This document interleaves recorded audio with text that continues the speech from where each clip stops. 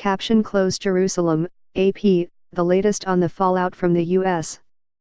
decision to recognize Jerusalem as Israel's capital, all times local. 1:45 p.m. Hundreds of women belonging to Pakistan's main Islamist party have rallied in the country's biggest city against U.S. President Donald Trump's recognition of Jerusalem as the capital of Israel. Wearing all-encompassing black veils, the protesters Saturday chanted anti-Trump and anti-U.S. slogans and held banners and placards. Senator Siraj al-Haq, the head of Jamaat-e-Islami, addressed the protest, calling for a diplomatic boycott of the United States if it does not reverse its decision.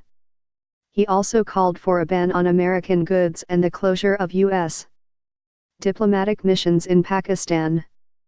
Trump's move to recognize Jerusalem upended decades of U.S. foreign policy and went against the international consensus that Jerusalem's final status should be decided by Israeli-Palestinian negotiations. It sparked protests across the Arab and Muslim worlds. ____.11, 45 a.m. A senior official has confirmed that Palestinian President Mahmoud Abbas will not meet with U.S. Vice President Mike Pence in the West Bank this month because of U.S.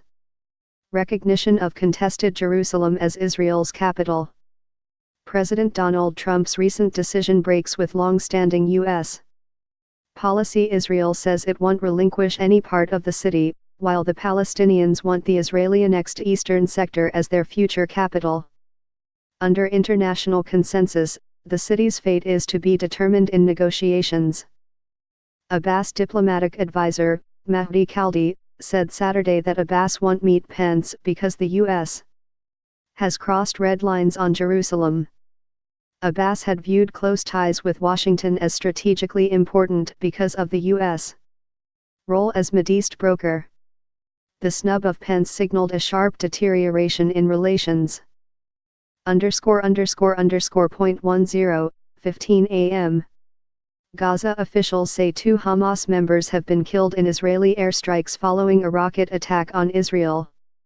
The Israeli military says it targeted 4 Hamas facilities early Saturday in response to rockets fired the previous day, including one that landed in the town of Sderot without causing casualties or major damage.